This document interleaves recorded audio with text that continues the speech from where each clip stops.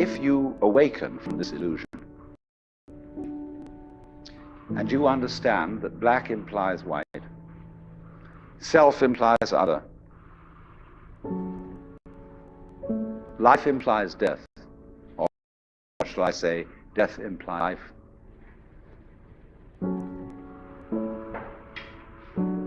You can feel yourself not as a stranger in the world, not as something here on probation, not as something that has arrived here by fluke, but you can begin to feel your own existence as absolutely fundamental. I'm not trying to sell you on this idea in the sense of converting you to it. I want you to play with it. I want you to think of its possibilities. I'm not trying to prove it. I'm just putting it forward as a possibility of life to think about. So then, let's suppose that you were able every night to dream any dream you wanted to dream. And that you could, for example, have the power within one night to dream 75 years of time, or any length of time you wanted to have. And you would naturally, as you began on this adventure of dreams, you would fulfill all your wishes. You would have every kind of pleasure you conceive. And after several nights of 75 years of total pleasure each, you would say, well, that was pretty great. But now let's have a surprise. Let's have a dream which isn't under control. Well, something is going to happen to me that I don't know what it's going to be. And you would dig that and come out of that and say, wow, that was a close shave, wasn't it? And then you would get more and more adventurous, and you would make further and further out gambles as to what you would dream. Finally, you would dream where you are now. You would dream the dream of living the life that you are actually living today. That would be within the infinite multiplicity of choices you would have, of playing that you weren't God. Because the whole nature of the Godhead, according to this idea, is to play that he's not. So in this idea then, everybody is fundamentally the ultimate reality. Not God in a politically kingly sense, but God in the sense of being the self, the deep down basic whatever there is. And you're all that, only you're pretending you're not.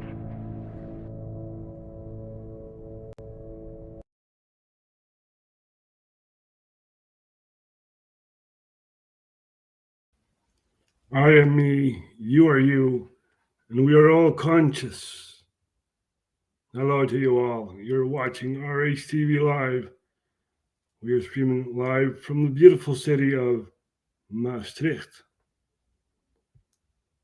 which is in the south of the Netherlands. Now let's talk about what's happening in the Netherlands. In the last broadcast, I was streaming to people from the Netherlands, and they are avoiding the justice over here in the Netherlands. And you may ask yourself, why? Well, the justice over here in the Netherlands is not very fair, according to me, right? This is my opinion. So we're going to take a look at an incident that happened 2 years ago. And this was in Amsterdam at a station. Now, I don't exactly know which station it was, but it has a lot of stations. But there was a group of kids, say 15 to 17-year-olds, right? And there was one kid Well, this group of kids, they beat up this one kid at a railway station. And it was all filmed, of course, right? Everyone wants to be on film. And it hit social media, right? Everyone was posting it, and and you had this politician, Gideon van Meijeren, from the FVD, who posted it on X, and someone else took it over, right? Repost. Reisa Blommestein, who is a host on a television broadcast, Ongehoord Nederland, which is Unheard Netherlands. You see, over here, there's a whole spectrum that feels unheard, right? The media only presents the left side of the story, right? So now there's a right side, which is Unheard Netherlands. And Reisa Blommestein works for Unheard Netherlands. And she posted what happened at the station. Now, the Justice Department over here in the Netherlands gave her a sentence, work for 80 hours because you had a racial slur and you posted that on X, and that's not allowed and this and that. So, and she says, I'm not going to take this, so she'll appeal, basically. And that's where we're at now, right? So we're going to take a look at Reisa Blommestein.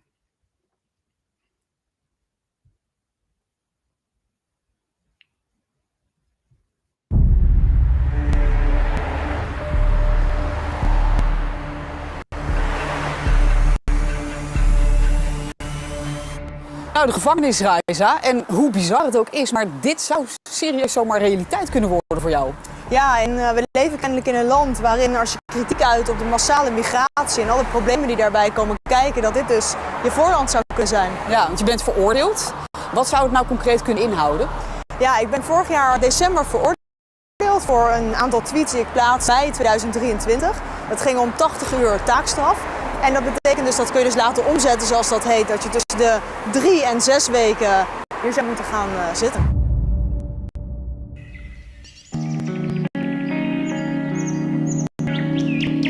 Nou, we zagen net een bizarre beeld van de gevangenis. In mei 2023 heb jij een tweet geplaatst en op basis daarvan ben jij veroordeeld. Nou, nog heel even om het geheugen op te frissen. Wat was nou ook weer de inhoud van die tweet? Ja, die tweet ging over eigenlijk bizar geweld dat gepleegd is op station Belmar in Amsterdam. Waarbij je eigenlijk ziet dat een blanke jongen totaal in elkaar wordt getrapt en geslagen door een groep jongens met een negroïde uiterlijk. Die blanke jongen wordt uiteindelijk ook op het spoor gegooid. Ja. So this is what happens in the Netherlands, right? Yeah, let's all get the white kid and throw him on the tracks and this and that. It's very dangerous because a train could come and, they can't brake. So very, very dangerous. And the people doing this, they get away, right? But Reisa Blommestein, who tweeted this on X, she gets a sentence for 80 hours of work, right? En voor mij was dat de aanleiding om eigenlijk dat geweld in verband te brengen met de migratie en ook de problemen die dat met zich meebrengt. Maar zoals ik net al zei, kennelijk is dat voor de Nederlandse overheid en de Nederlandse justitie een reden om achter je aan te komen. Nou, dus met een veroordeling tot gevolg, maar hoe staat het er nu voor? Ja, ik ben dus vorig jaar in december ben ik veroordeeld tot 80 uur taakstraf, waarvan 40 uur voorwaardelijk. En ja, uiteraard heb ik hoger beroep aangetekend, omdat dit niet alleen een aanval is op mijn gedachtegoed en de dingen die ik vind, maar daarmee ook op het gedachtegoed en de mening van heel veel Nederlanders die zich ook heel veel zorgen maken om die massale migratie. Het is natuurlijk ook niet voor niets een van de belangrijkste. So she's talking about the mass migration towards the Netherlands, right? And she said basically 1 + 1 = 2. Right? You have these black kids all getting a white kid, right? So yeah, and the Justice Department is after Raisa. She didn't hurt a fly, right? She didn't do anything. She just pointed it out, you know. So our Justice Department is very, very corrupt. They choose a side, basically. We have Extinction Rebellion, which is basically a very left-leaning group that wants to get rid of the fossil fuels and stuff like that. And we have someone within the Justice Department, het Openbaar Ministerie, that sides with Extinction Rebellion, you know. So this is all happening, and it's very, very sad, very, very sad. And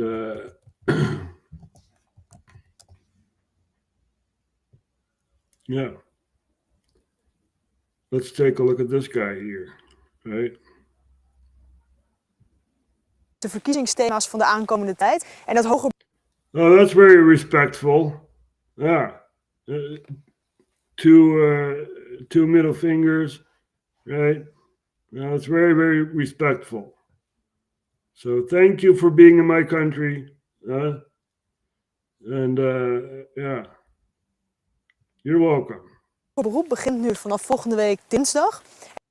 En hoe het dan werkt is dat begint met, dat noemen ze dan een regiezitting. Dus als je al onderzoekswensen hebt of mensen die je wil horen, dan kun je dat bij de rechtbank aangeven. Het is nogal wat dat iemand van jouw leeftijd wordt veroordeeld voor het plaatsen van een tweet. En misschien gaan mensen daar nog wel eens aan voorbij. Die kijken dan inhoudelijk naar wat je hebt geplaatst. In hoeverre heb jij het gevoel dat mensen ook stilstaan bij het feit, nou voor een jonge vrouw zoals jij betekent? Ik kan me nog herinneren dat ik die brief in de briefbus kreeg, waarbij dus uiteindelijk ook die vervolgingsbeslissing stond. En ja, dan voel je de grond echt wel onder je wegzakken. Het is natuurlijk een enorm overheidsapparaat, hè, met enorm veel middelen, juristen, expertise, dat tegen jou als individu wordt ingezet.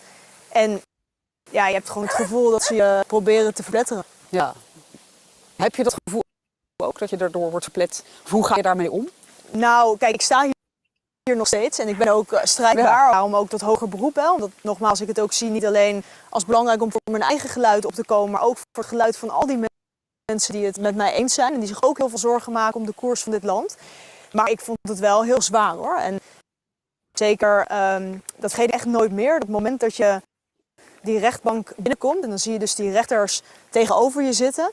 En dan voel je je niet alleen heel klein, maar eigenlijk ook heel machteloos. Dus het is echt die overheid die jou in het gezicht aanstaart en die eigenlijk tegen jou zegt van wie jij bent, wat jij doet en waar jij voor staat. Dat vinden wij dermate gevaarlijk, dermate onprettig dat we alles in zijn werk zullen stellen om jou het zwijgen op te leggen. So because she says 1 + 1 = 2, you know, you go to court, right? She says it's about the mass migration, this and that. Well, it is. It's right in front of your face, you know, and people still lie about it. Very, very sad. Very sad thing to see here.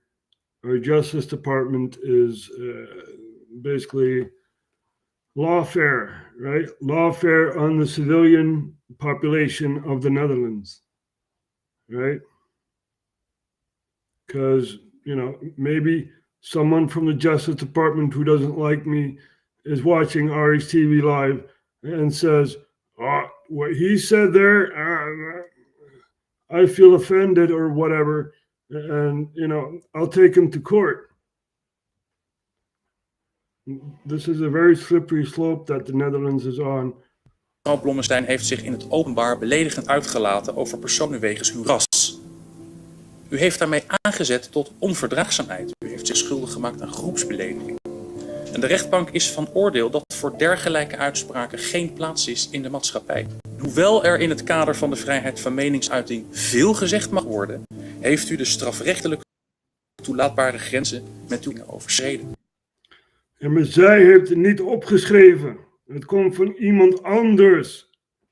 Yeah, so she retweeted this, right? It's not even from her. And someone else posted this. She saw it on her stream, on her timeline, and she said, hey, that guy's right. Or what, that person is right. So she retweeted it. But she's a public figure, and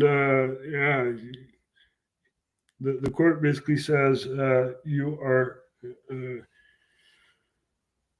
basically racially stereotyping and this and that, and this is why you get 80 hours of work sentence. En daarbij weegt de rechtbank mee dat u met beide uitlatingen geen bijdrage hebt geleverd aan het maatschappelijk debat.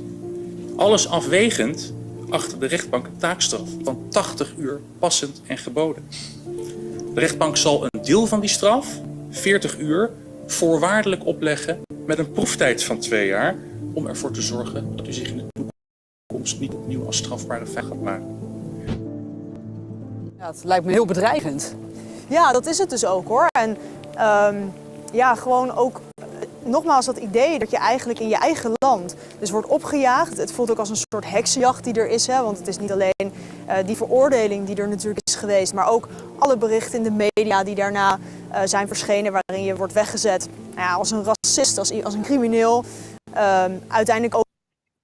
So all the media is like, Reisa Blommestein is a racist and this and that. That is not the issue. Right? That is not the issue. We're not looking at the issue here. The issue here is that a group of dark-skinned people, put it that way, we have to be politically correct, dark-skinned people attacked a white-skinned person, right? And threw him on the tracks. That there is a problem. Not retweeting something that you saw on internet. And this is why the two people I showed last episode, Max and Micha, have left the Netherlands. Right? The Justice Department is crazy. And they choose a side. Yeah, we'll get to that. Ook mijn baan bij Ongehoord Nederland, die ook vanuit het commissariaat voor de media toen werd bedreigd. Een telefoontje naar algemeen directeur Peter Flemmix om mij te ontslaan. Dat is gelukkig niet gebeurd, maar je hebt eigenlijk het gevoel dat alle aspecten van je leven ineens op... So in the Netherlands there's a conglomerate of media, right? And they basically wanted to silence her, fire her, right? They went to the higher-ups of Unheard Netherlands, Ongehoord Nederland, and said, you have to fire her. And she is still working at Ongehoord Nederland, Unheard Netherlands. So from all sides, she's being attacked because she has an opinion. She retweeted something. Oh, that's bad. Very, very bad. Oh, you're not allowed to retweet. losse schroeven komen te staan. En ik denk heel eerlijk gezegd, en dat maakt het meest eng, dat dat ook is waar ze op uit zijn. Hè? Dus dat is het signaal wat ze willen afgeven. Van nogmaals, wat jij vindt, waar jij voor staat, dat willen we gewoon niet in dit land. Nou, je bent nog niet verpletterd, zoals je zegt. Je staat er nog steeds. Ja. Je bent ook heel strijdlustig. Maar ja, kun je toch proberen uit te leggen wat voor impact het verder op jouw leven heeft? Zijn er dingen die jou ook gewoon in het normale dagelijks leven gewoon ook moeilijker hierdoor worden gemaakt? Nou, het is dus al die negatieve aandacht die er continu is. We lopen hier nu op straat, maar dat is ook niet leuk voor mij om op straat te lopen. Je wordt nageroepen door mensen. Ook sowieso zo'n strafblad dat je hebt zorgt ervoor dat toekomstige banen dat eigenlijk steeds meer onbereikbaar voor je wordt. Het is toch een soort stigma wat er dus ook aan je kleeft. Hè? Dus oh ja, dat is die crimineel of dat is die gevaarlijke vrouw. En ja, jij zegt je bent strijdbaar en dat ben ik natuurlijk ook wel. Alleen dat kost wel best wel veel moeite af en toe. Hoor. Ja? Dus nou ja, zeker niet, net na die veroordeling. Dat je wilt liefst gewoon in je bed gaan liggen met een deken over je hoofd. En je wil eigenlijk niet And she basically says after the sentence, she wanted to lay in bed with cover her head and stuff, and forget all about it, right? But this is reality. This is reality. This is how it works in the Netherlands. And the Justice Department is, as I've said, they choose a side, right? But we'll get to that. niemand zien, niemand spreken en je probeert het te verwerken. Maar tegelijkertijd voel je dus ook die verantwoordelijkheid voor heel veel mensen die dus ook vinden wat jij van dus door te gaan. En soms is het een lastige balans hoor, tussen die privékant, waarbij je, ik heb echt dagen bij gehad dat ik zeg dat ik het echt niet heel erg zag zitten en dat ik dacht van ik doe de gordijnen dicht. Ja. En ik heb eigenlijk zin om niemand te zien. Maar toch ook, dat je dat toch weer doet, omdat je ook dus die verantwoordelijkheid voelt en dat je ook niet het systeem wil laten winnen. Oké, stel dus dat het zover komt. Ik weet niet, hoe schat jij zelf nog het hoger beroep in? Is er nog een kans? Ja, kijk, je moet altijd een beetje hoop houden. Dus dat is ook daarom heb ik ook wel het beroep aangetekend. Sowieso omdat ik me niet wil neerleggen bij het etiket dat die maatschappij op je plakt. En uiteindelijk natuurlijk ook dat idee dat je een soort crimineel... So basically she's asking if there's a chance for the appeal, right? And Raisa is explaining, I have to do something. I have to fight this. And I am scared. I am scared to go face the government because I retweeted something. Face all these judges who all have an opinion on you because you retweeted something. It's hard. It's hard. And basically insane, right? Who cares? Who cares that Raisa retweeted something on a platform, right? There are many platforms on the internet. Twitter is not the almighty platform. I mean, come on. If you post the same on Blue Sky or whatever else, nothing would happen. Nothing would happen. And why? Because the intelligence agencies over here in the Netherlands, they basically choose, right? They choose YouTube, Facebook, Twitter, right? And all these other platforms, they don't care about that. Nope. So only those three are of concern for the intelligence agencies. And the things they hear, extreme right. Zou zijn en dat je dan dus het zwijgen hebt laten opleggen door zo'n overheid. Ik zal eerlijk zijn, we leven gewoon in een land waar justitie over het algemeen bevooroordeeld is en ook heel progressief en links is. Ja, dat is eigenlijk een beetje wat ik natuurlijk niet ben. Dus ik heb er niet heel veel vertrouwen in. Laat het even echt tot je doordringen. Nou, dat zul je ongetwijfeld al honderden keren hebben gedaan. Maar als je inderdaad gewoon daarnaar kijkt, wat jij hebt omschreven, dat gruwelijke geweld, waar iemand gewoon wordt afgetuigd. Ja. En wat jij gewoon benoemt, gewoon zo is. En dat je op basis daarvan misschien wel straks in zo'n gevangenis belandt. Het is heel bizar. En kijk, ik probeer ook, dat is misschien ook een beetje een beschermingsmechanisme, om dat ook niet te veel te laten binnenkomen. Want op het moment dat je daar echt te veel bij stil gaat staan en dus eigenlijk gaat doen wat ik in het begin een beetje het idee had van je gaat met die deken over je hoofd liggen en je gaat daar heel erg over nadenken, dan wordt het de maatschappij waar je in leeft, je weet dat het vijandig is, maar dat voelt het dan ook steeds meer. En ik denk dat je leven dan ook niet meer draaglijk is. Dat als ik voor het makkelijke weg had willen kiezen, dat ik echt iets anders moet gaan doen met mijn leven en dan had ik lekker in de advocatuur. So she says, I could have chosen the easy way, right? Be a lawyer and stuff like that. But no, I basically point at what's happening in the Netherlands. And that's what I do too, Raisa. That's what I do too, right? We're all doing this for the betterment of our country. We want a better country than we have now, right? Where the Justice Department, basically, someone from the Justice Department, is basically protesting together with Extinction Rebellion, who are blocking highways and stuff like that. So, Winfred Korver is the Attorney General of the Justice Department in Den Bosch. And he was present at the Malieveld in The Hague. He was not on the highway, according to himself. So, he supports that. But I thought the Justice Department was supposed to be, not choose a side, right? Objective. Nope, not happening here.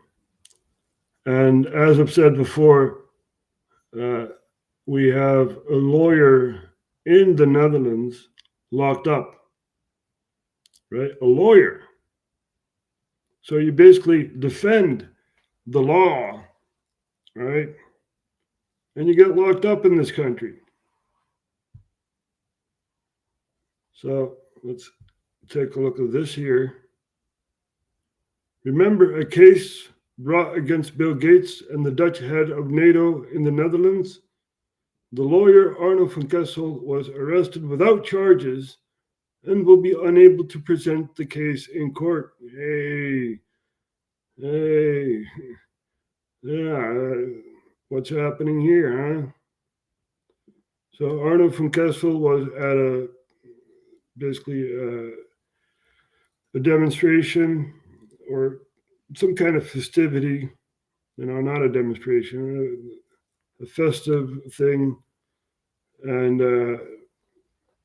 basically he left after the festivity with 3 people in a car that was bugged.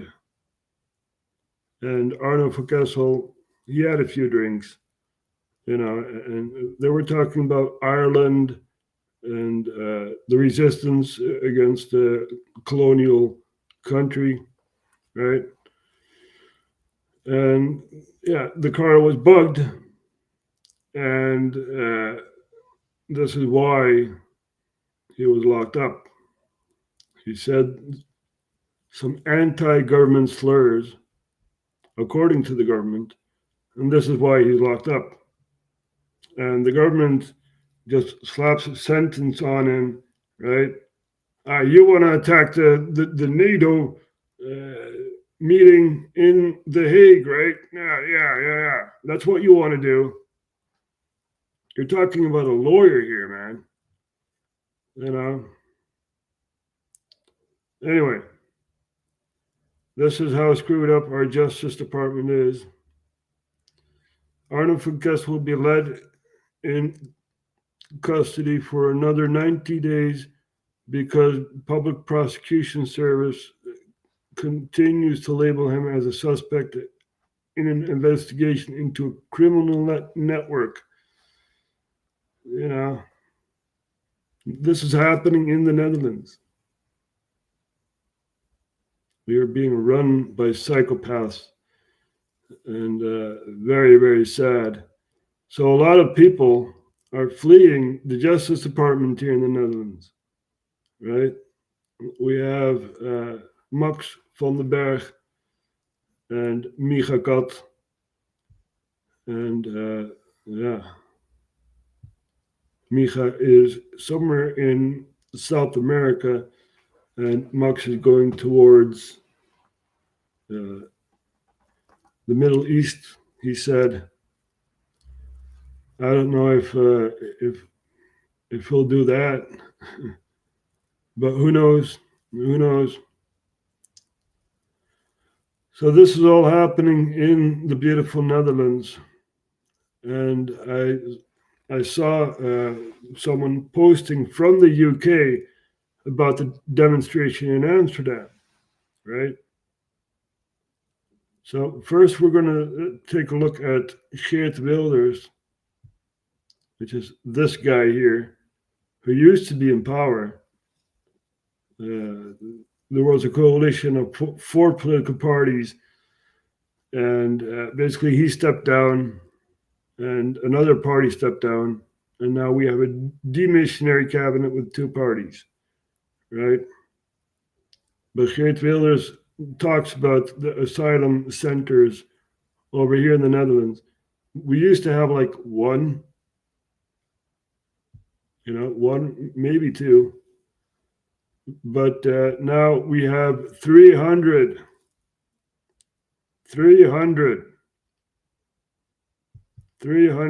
asylums in the Netherlands, and it's getting worse and worse every day, right? So we basically had a central asylum center, right? Everyone goes to Ter Apel, and basically there is the base to go to, right, to check in for the Netherlands, and then you can spread out towards other parts of the country, because in Ter Apel there is no space anymore, and the prior government had basically enacted a law where all these asylum centers were spread over the country. That's why we have 300, roughly. So, and the left-leaning parties, they want more asylum centers so we can help all the people in the world. And, look at this beautiful country, right? We won the war against the ocean, and, it's a very small country. Because if we zoom out, right, that over there is the Netherlands. Now, all kinds of people from Morocco, Algeria, Tunisia, Libya, Egypt, Turkey, right? We have people from Afghanistan. We have people from India. We have people from North Korea. We have people from South Korea. We even have Japanese people here, people from the Philippines, all living in the Netherlands. All these nationalities, right? But the Dutch nationality is, eroding, basically. And, very sad thing to see, because all these people don't even know anything about the Netherlands. They even haven't set foot in the Netherlands, and they get a house, they get this, they get that, and the Dutch people have to pay for it, right? So there was a demonstration in Amsterdam against the asylum centers. People are fed up with it. But first, we're going to take a look at Geert Wilders, who's going to name all the places where there's an asylum center. Daarom, voorzitter, zal ik nu 10 jaar later opnieuw alle steden en dorpen met een asielopvang opnoemen. Vele hebben meerdere locaties. En ik doe dat uit eerbetoon aan de mensen die daar wonen en er last van hebben. En ik zweer heel Nederland dat ik en mijn partij niet zal rusten voor ze allemaal verdwenen zijn. Ga maar even goed voor zitten, want het duurt even. Dit zijn de steden en dorpen waar een AZC zijn, voorzitter. Aalden, Aardenhout, Akersloot, Albergen, Alkmaar, Almelo, Almere, Alphen aan de Rijn, Amersfoort, Amstelveen, Amsterdam, Apeldoorn, Arnhem, Assen, Asten, Baren, Baaksum, Balk, Barendrecht, Beekbergen, Beek en Donk, Beetsterzwaag, Bergsenhoek, Bergendal, Berkel-Enkelschot, Beuningen, Biddinghuizen, Blaricum, Bleskensgraaf, Bodegraven, Borgrog, Boksmeer, Breda, Broekhuizen, Budel, Burgum, Kaatje en Keer, Capelle aan de IJssel, De Meren, Dalfsen, Delen, Delden, Delft, Delfzijl, Den Bosch, Denenkamp, Den Haag, Den Helder, Deventer, Diezen, Diever, Dordrecht, Dongen, Drachten, Driehuis, Dronten, Drouwenermond, Druten, Duiven, Duivendrecht, Echt, Ede, Eelde, Eemnes, Egmond Binnen, Eindhoven, Elspet, Emmen, Enschede, Epe, Ermelo, Etteleur, Exelo, Farmsum, Franeker, Gelderop, Gieten, Gilze, Goes,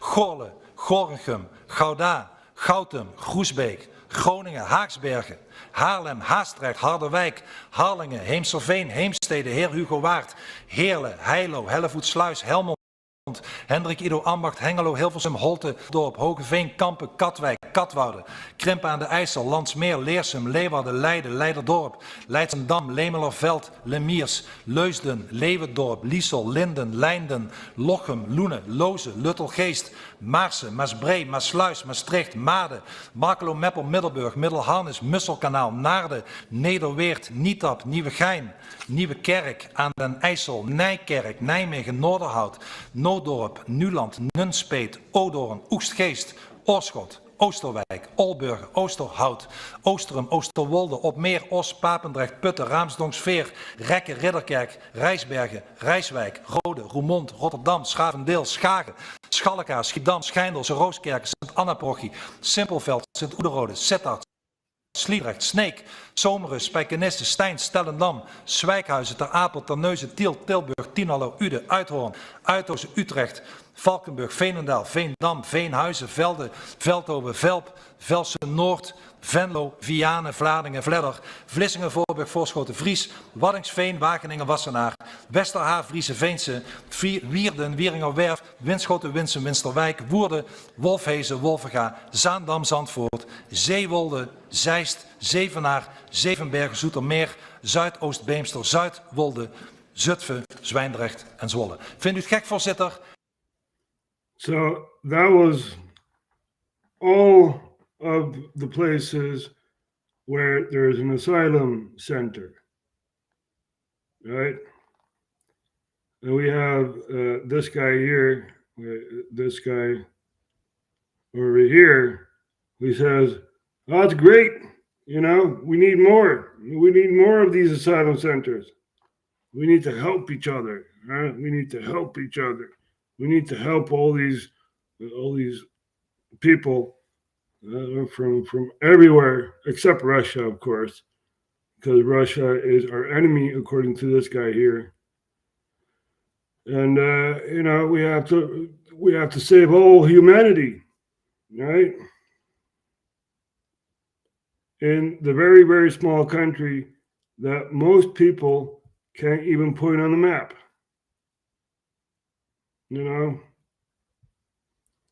So, yeah, it's insanity. Our government has gone insane, right? And the European Union is also one big basket case of insanity. Insanity, right? We need to get out of the EU. We need to run as sovereign states, right? Because, it's not really happening, the EU. We were promised roads of gold and stuff like that, but it's one economic hell after another. Germany is falling. France is also falling. The United Kingdom is also unstable, very unstable there, especially in London and other big cities in the UK. So very, very sad to see that Europe is falling apart. We need to come together, whether you're from Germany, Belgium, Luxembourg, France, Spain, Portugal, Italy, Croatia, Serbia, whatever. We need to come together and we need to say no to Brussels. You're not going to dictate what our parliament is going to do. We need a mass movement, right, to do this. But yeah, that's what they don't want, right? They don't want us to unite. They want us to point at Russia. Oh, Russia is the enemy. Oh, Russia bad. But what the Netherlands has done, attack Libya, who didn't even attack us, right? We attacked Syria by proxy. We attacked Iraq. We were in Afghanistan for 20 years. Remember 9/11? Yeah. We also participated in the occupation of Afghanistan and other countries. But when Russia attacks Ukraine, oh, that's bad. We need to sanction Russia. Yeah, that's what we need to do. So one failure after another in the Netherlands. We were in Lebanon during the 80s. We were in Kosovo during the early 90s, right? So very, very sad to see. The Netherlands used to be a neutral country during the First World War. We didn't choose any sides. We were not for the UK. We were not for Germany. So we were a neutral country. And that is gone since we joined NATO. So very, very sad thing to see that the Netherlands is falling apart, basically. So let's take a look at what happened in Amsterdam. There we go. We have Bender, 16, 17-year-old kid, going to Amsterdam and asking all sorts of questions.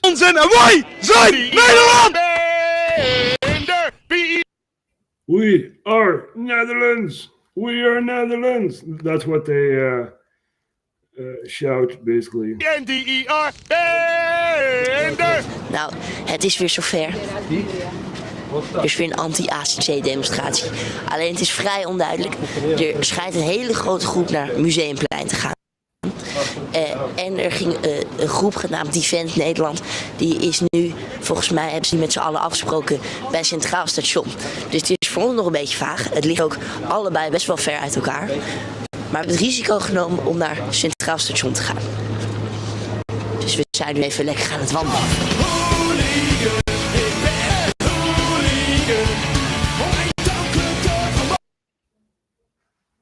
Oh, we have technical issues here.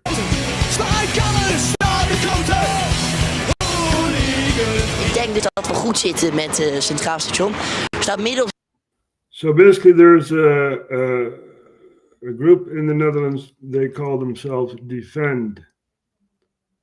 And they name themselves after the province that they're in, right? So there's Defend The Hague, Defend Amsterdam, Defend this, that. And they all came together at the central station in Amsterdam. And they went through the center of Amsterdam towards the Museumplein. Op het Centraal Station al een waterkanon klaar. En er reden net gewoon een paar politieauto's met 100 voorbij. Die demo die is niet hier, die is op het Museumplein. En er staan hier meer ME-busjes als er nu op het hele Museumplein staan. Denk je niet dat de politie bang is voor wat er 2 weken op het Malieveld gebeurd is? 2 weken. 2 weken geleden op het Malieveld, je was er zelf bij. De mensen gingen naar de snelweg toe en dat is op zich niet verboden. Je ziet het ook bij Extinction Rebellion. En dan heeft de politie ingegrepen zonder eerst te vorderen. Dus ze hebben zelf ze hebben zelf de fik erin gegooid. Nou, die politieauto is dan jammer, maar dan drukken ze ook nog iedereen de stad in. Nou, veel politie en weinig mensen voornamelijk. Ik weet niet of dat nog moet komen. Volgens mij is het om 12 uur afgesproken. Dus voor iedereen die er ook maar een beetje verdacht uitziet, die plukken ze er gewoon steeds massaal aan het fouilleren met z'n allen. Kom je de metro uitgewandeld en dan gelijk gefouilleerd. Iedereen die er zwart gekleed uitziet, weet je, jongens, die plukken ze er allemaal uit. Dan kom je dus de metro uitgelopen en het eerste wat er gebeurt is, ja, trek jij je jasje maar even uit. Trek je jas maar even uit, jongen.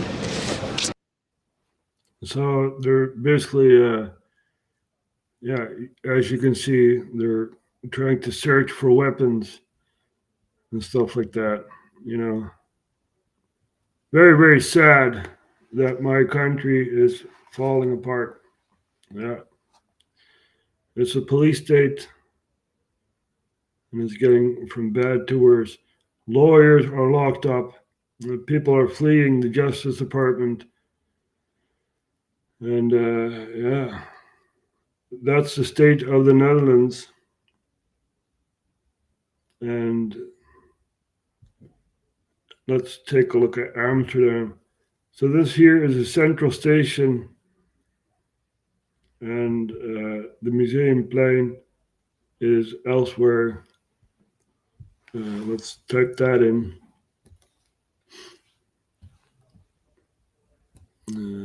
Museumplein Amsterdam. There we have the Museumplein. Let's see how far it is from the central station of Amsterdam. The Rijksmuseum. It's a very nice city. Used to be.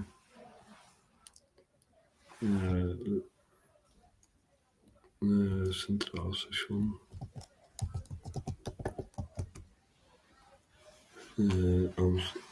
Binnenstad. So here we have the central station. So it's pretty far away from the central station.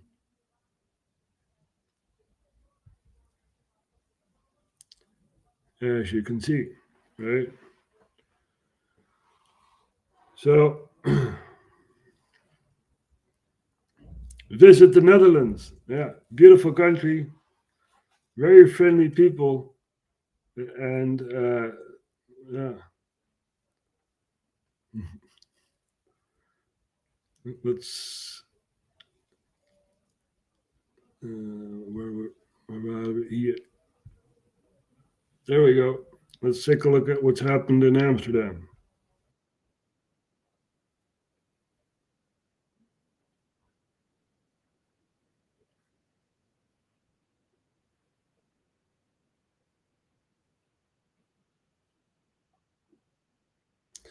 So Bender is basically asking, what do you think of the Malieveld incident where a police car was set on fire and this and that, you know, police intervened with a heavy hand. And that guy says, yep, top, which is basically okay, yeah. So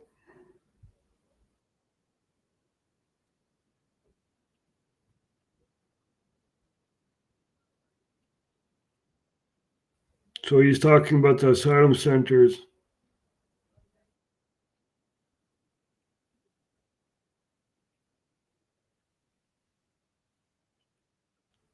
So the guy has said, when violence is used, then there is no asylum center.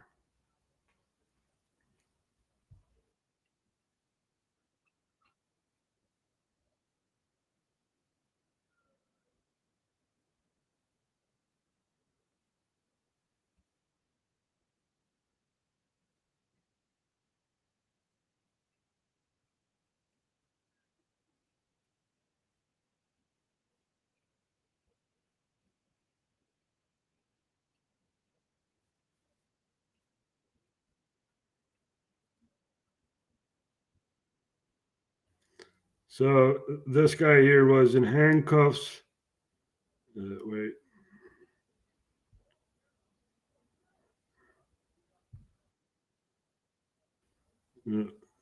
Anyway, there was one in handcuffs, and he was covering his face. Not allowed. Not allowed. You're not allowed to cover your face.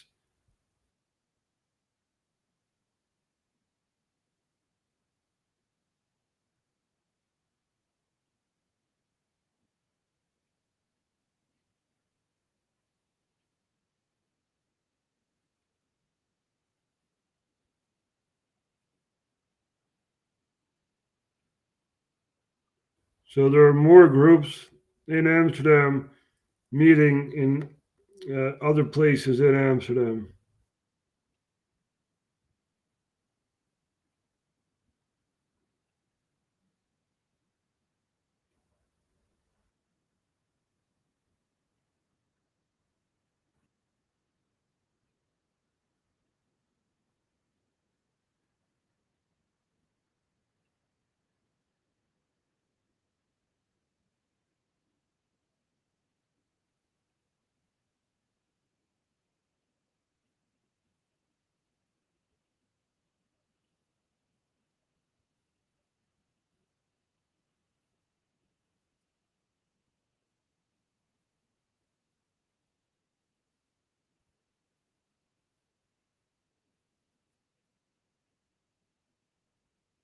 So all the groups have spread out, and he's basically saying everyone that looks suspicious, black clothing, either black clothing or a Dutch flag, you'll be searched.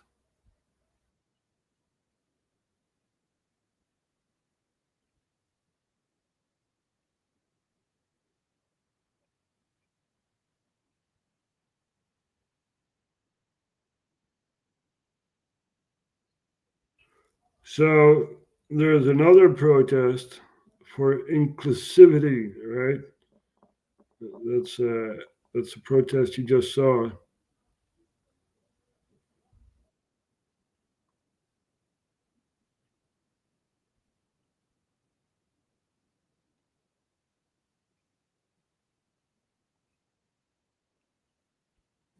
Inclusiviteit. So inclusive, right? Everyone's welcome here, and nothing happening in the Netherlands. Nope, nope. When someone is killed, like Lisa, 17-year-old, who was stabbed to death, basically, then you're just a number, right? In the statistic, right? It's very, very sad. Very, very sad. Here we go. This is the murder of Lisa, 17-year-old Lisa, who got stabbed by an asylum seeker. And I think the guy's illegal, even. The whole press conference of 17-year-old Lisa. But let's take a look on the streets. The Telegraaf asked a few women, "How do you feel after the murder of Lisa?"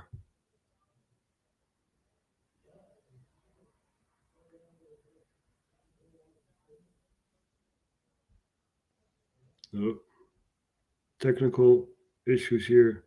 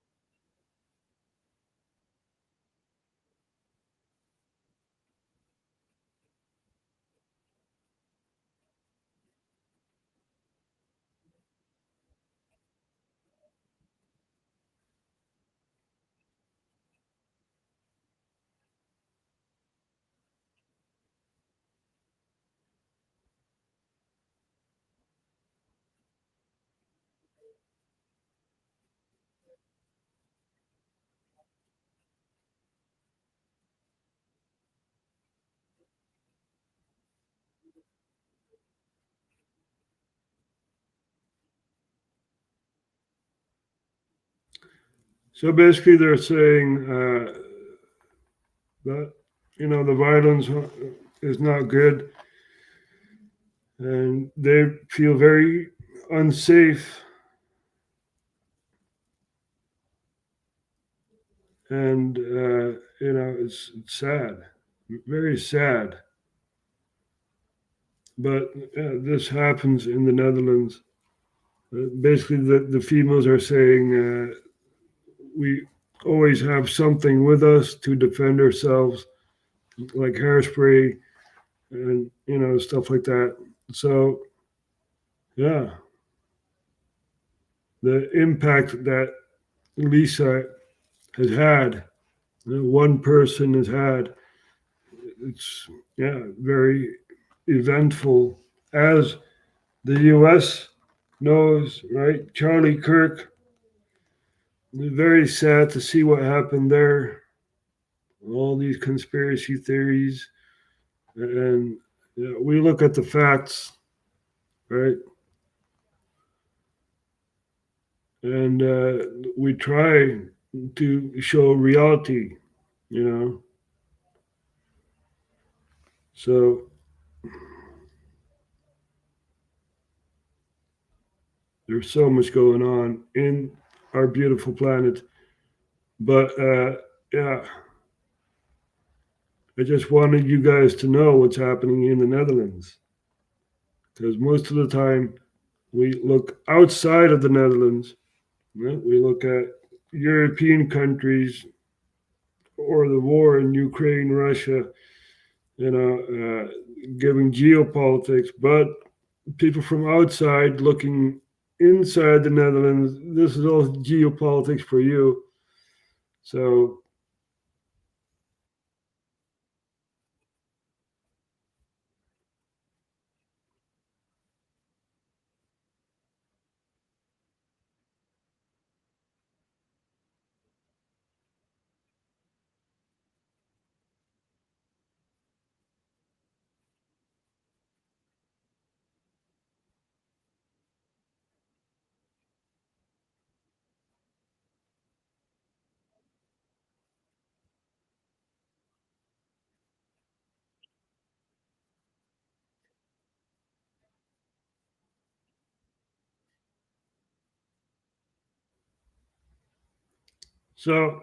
the frame of reality in the Netherlands is that it's getting more violent, and women are harassed. Lawyers are locked up. More and more refugee centers, and the right wing says enough is enough. We're going to protest against the against all this madness. And the left wing says, you're welcome here.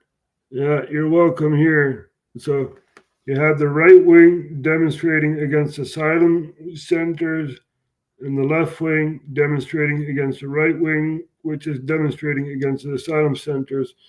The left wing is basically saying, come on over. Come on over. So there's a divide within the Netherlands,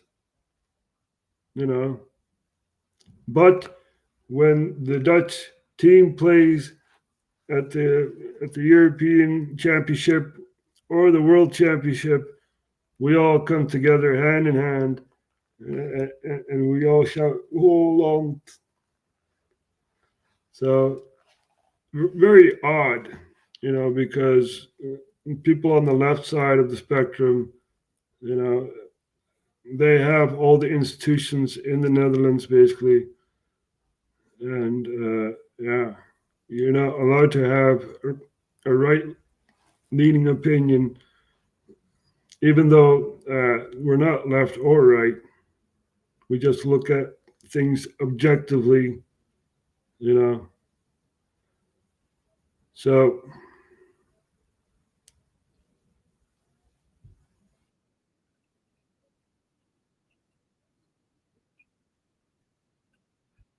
now this is the right wing. This flag here, this is the Prince flag, basically, this is the first flag the Netherlands has had, right? Orange, white, blue. Throughout history, the flag has changed many times, but now we have red, white, and blue. So, and the left-leaning side says this is a right-wing symbol because during World War II we had, people working with the Germans who used that flag, So now that flag is deemed right-wing, even though it's an historical flag, right?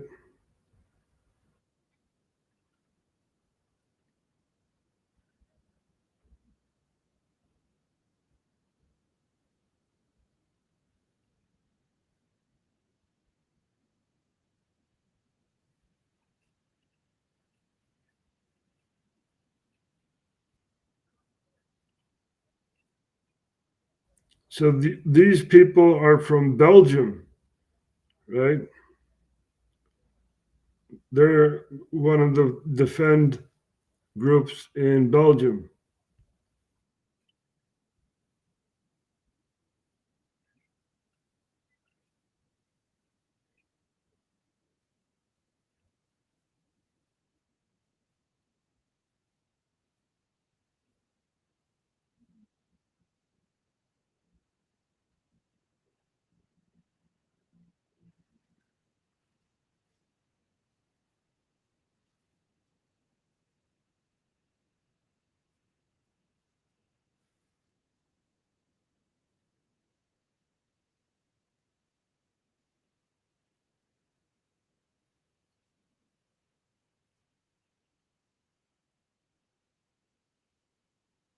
So Bender is basically asking, what do you think of what happened in The Hague, the Malieveld? Did it have a positive effect on the movement? Right? And this guy says, no. You see it with all these cops here, and yeah.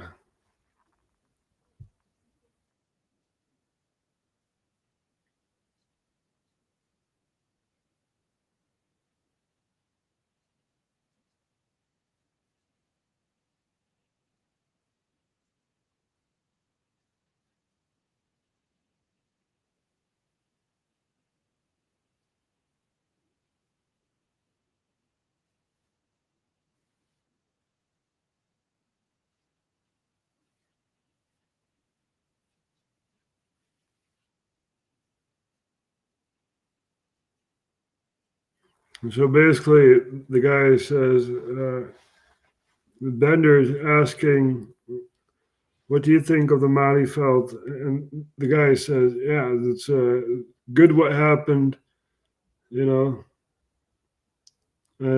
if I have to go into custody, I will.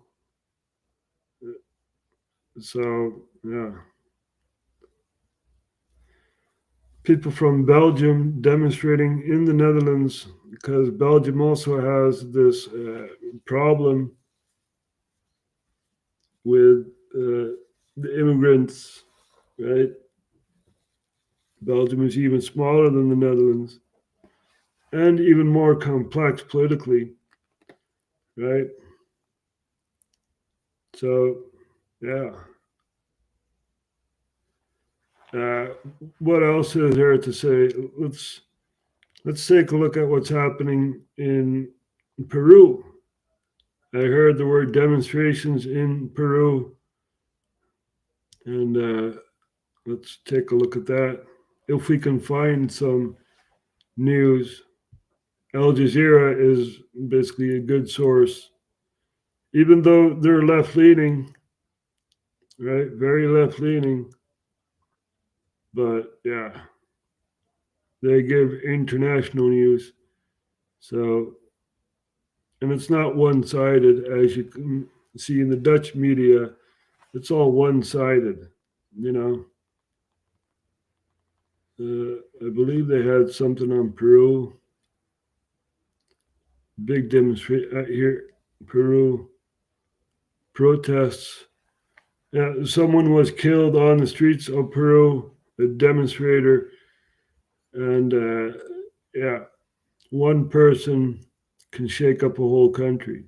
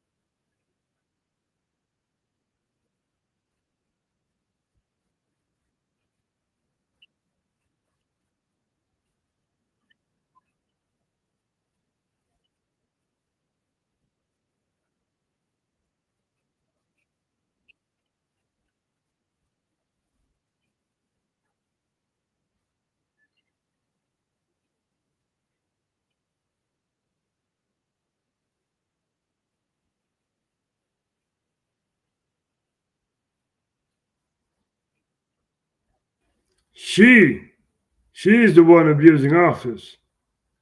She was the vice president, and basically she said to the president, "You are arrested. You have house arrest."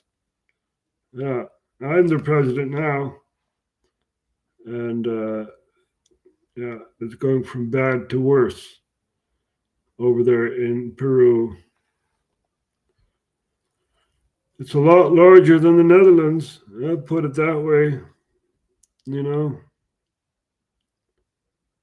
and a lot more unstable because political assassinations and murders are higher there. But still, a country destabilized because there were power-hungry people who wanted power. Here we have Lima, where you have the political capital. And the vice president wanted power and took power, and now the country's a hellhole. Even though the country was degrading, right? I don't understand this, Be proud of your country. Be proud of where you are from. I don't care where you're from. Brazil, Bolivia, Paraguay, whatever. Borders aren't real. The only thing that is real is the culture, right? And you must preserve your own culture. Don't let other people take over your country. They have their own country. Stay in your own country and work for a better future, right? Be proud of the country that you live in. But no, that is not the case. So, very interesting to see the political shifts, right? Shifting politically. The war in Ukraine and Russia is also, Russia's on the winning hand. Ukraine, Kiev has no energy anymore. So they have blackouts during the night, no internet, and constantly being attacked by drones and missiles, long-range missiles into Kiev. They're having a pounding over there, and yeah, Russia's on the winning hand. This war needs to stop, right? Because it has consequences for other countries. You had in Romania, you had someone wanting to go into politics, right? Wanting to be prime minister, Calin Georgescu. And Calin Georgescu said, I want to run. And basically the courts in Romania said, nope, you're not going to run because you are pro-Russia and we don't trust that.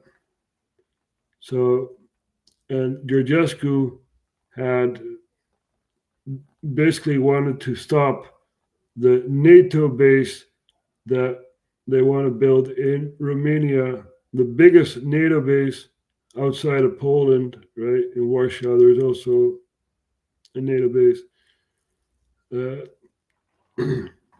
But this would be the biggest NATO base within Europe. And Georgescu said, no, I don't want that. I don't want my country being used as a vessel for the Black Sea, right? Nope, you're not allowed to run. Nope. So that is the democracy within the EU. And very, very sad, of course, because that is not democracy, right?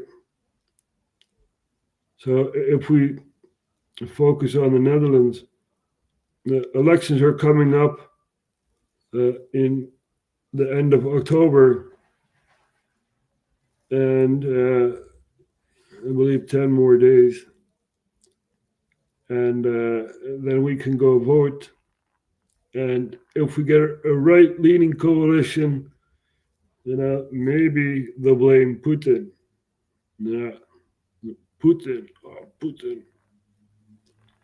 Over here, the political leaders in the Netherlands, they believe that Russia wants to expand, right? They want to take over Ukraine.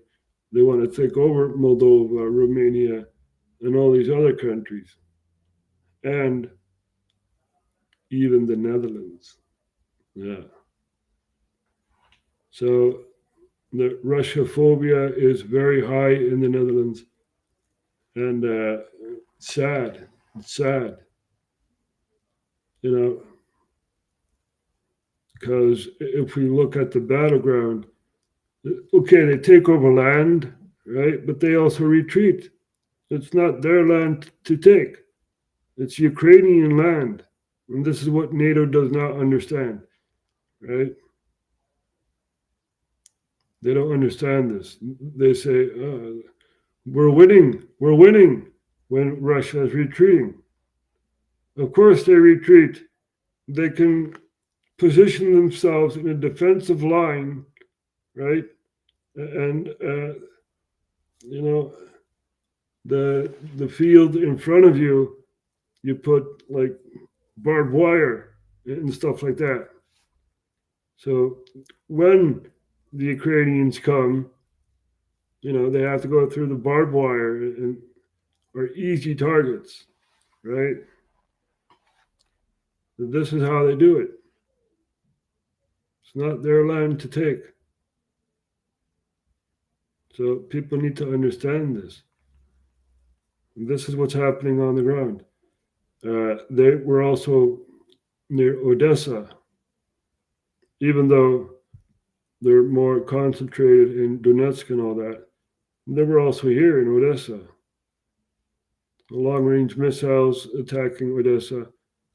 And, there was this NATO base outside of Odessa, which was pulverized. So now they're over here in Lviv. And this area here, the mayor of Odessa is stripped of his Ukrainian nationality because Kiev says, you're working with the Russians. I'm totally paranoid, of course. Zelensky, you need to say there are new elections in Ukraine. You need to step down, basically, right? You're not winning this war. There are no long-range missiles that you can use to defend yourself. And Donald Trump had said, nope, no tomahawks, nope. And, put it in a metaphor, right? You're in a boxing match.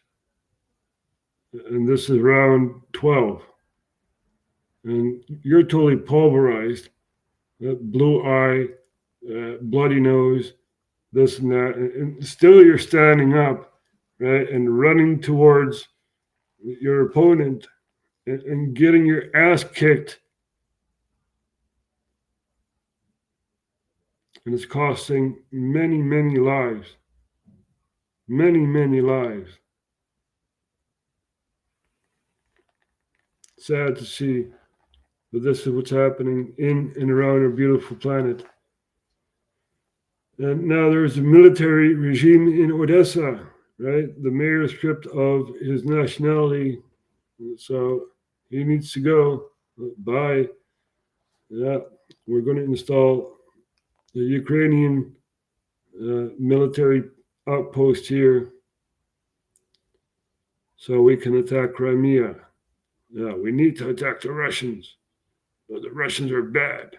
No, they're not. They're your brother. Brother from another mother, right? So, sad, very sad. I say to all the soldiers in Ukraine, stop fighting. Don't fight. Surrender. Surrender.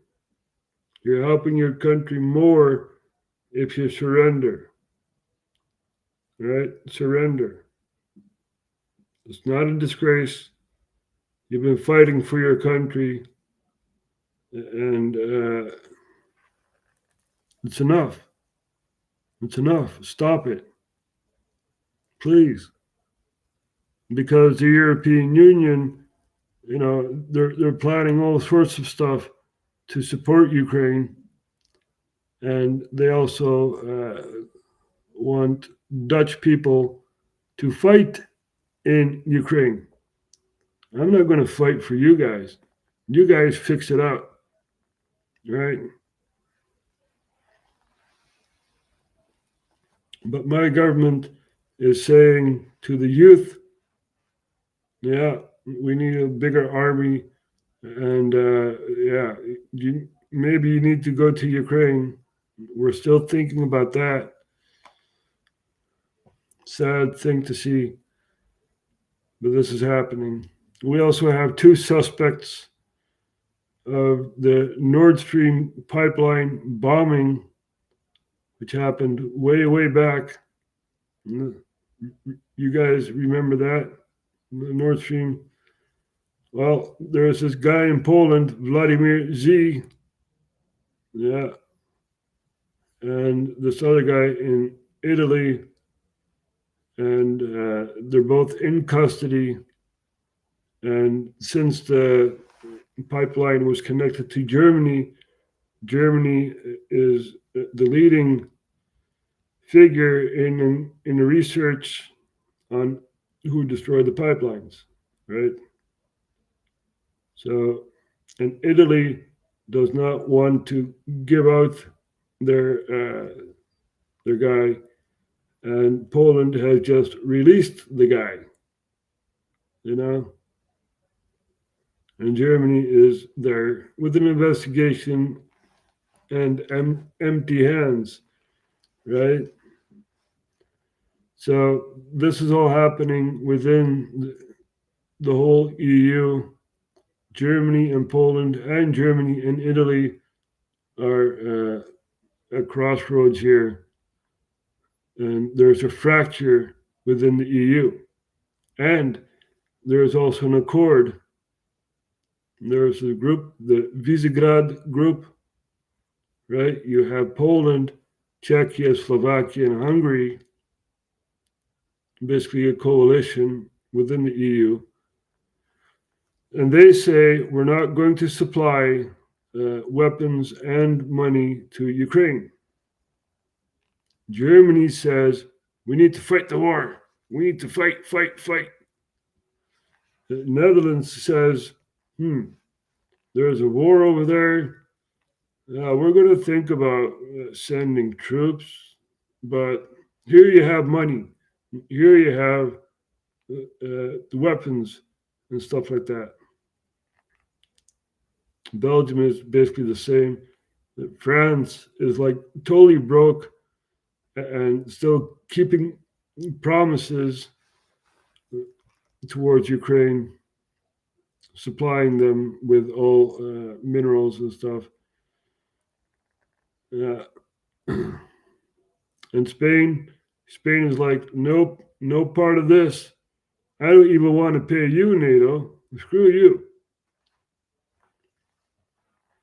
And basically, all of Europe is broke. France is broke, right? Spain is broke. Italy is broke. The Balkan countries aren't very rich. Let's put it that way. Greece is still in the straitjacket, right? They had deals with Goldman Sachs. Goldman Sachs, nothing wrong there. Nope. But Greece, you have to suffer. You have to suffer. It's sad. It's very sad, you know. We're going to show an article of Goldman Sachs and the Greece debacle, put it that way. And now people in Greece are eating from the garbage bin. Here we go. How Goldman Sachs profited from the Greek debt crisis. So we all know Goldman Sachs is an investment bank. And they not only invest, but also export their investment. And basically they said to Greece, okay, your finances are bad, but we're going to change the numbers here. Okay. And we also have this package. And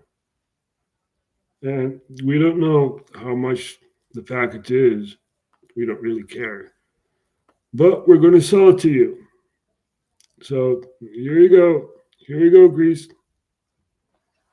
And they open up the package and there's nothing in the package, right? Which creates a monetary vacuum. You cannot pay salary when you have nothing. You know?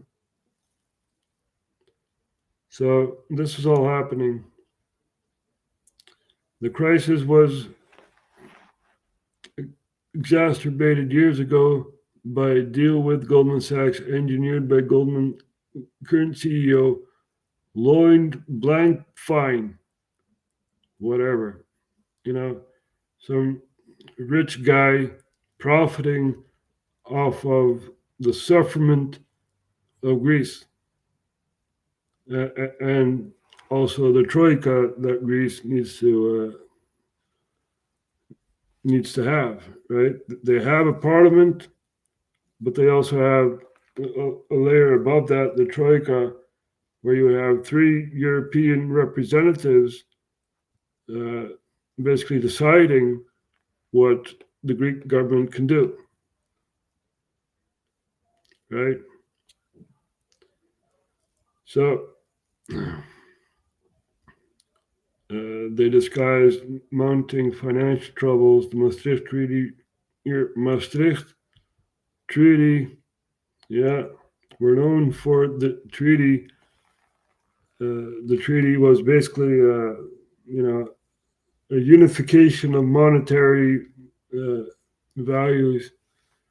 Right? We had the guilder, there was the Deutschmark, the Lira. They all came together and they became the euro. And the Maastricht Treaty was signed, and we now have the euro. So sad. And there's some rich bastard profiting from this, right? But may he burn in hell. So, this is how the world works. And this is not a world that I want to grow up in. I don't want this future, this hellscape. It's all about money. How much money do you have? You need to pay me. Why? Why do I need to pay you? I don't know, just pay me. It's like, what? Really? What a weird world it is, huh? I used to grow up where they said, you work for your money and you contribute to society by paying some of that money to society. But over here in the Netherlands, it's like you have your salary, and more than half of your salary is, for the rent and other stuff, groceries. It's sad. Why does life have a price? Can anyone explain that to me? Why does life have a price? Why do we have a government? If you ask an alien, about government, or tell about government, then explain to an alien how government works.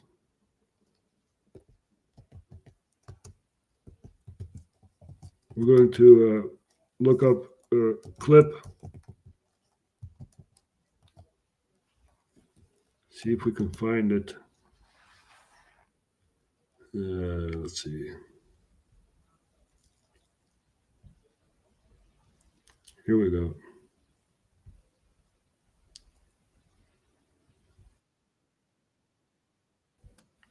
Let's start at the beginning right here.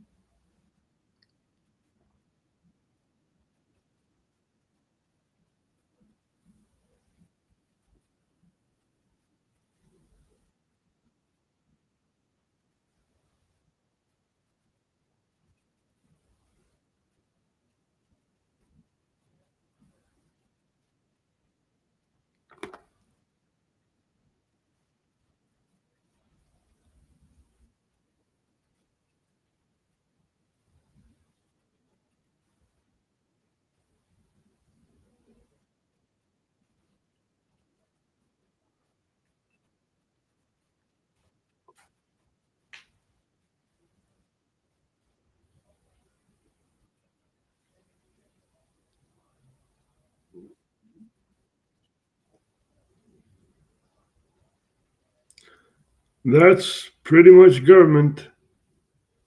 Yep. So we can vote. And yeah, who knows? Maybe we'll vote some new corrupt people in. So, anyway, enough issues on the table, right? I gave you some insight on what's happening in the Netherlands. And we also looked at elsewhere. So, yeah. We can go on for hours, but we're going to stop the broadcast. I thank you all for watching. Please like, share, and subscribe. I hate saying that all the time, man. I have a banner, right? Wait, captions. Freedom. Here we go. Freedom, peace, and all the wars now. Maybe you need to change that. Wait.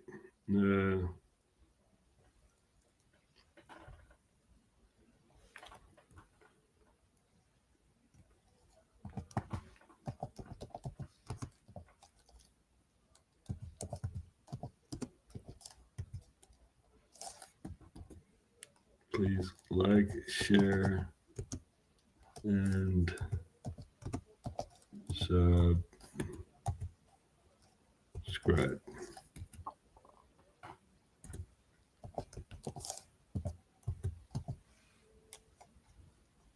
There we go.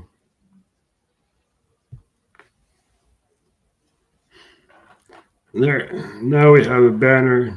Now I don't need to say it all the time. So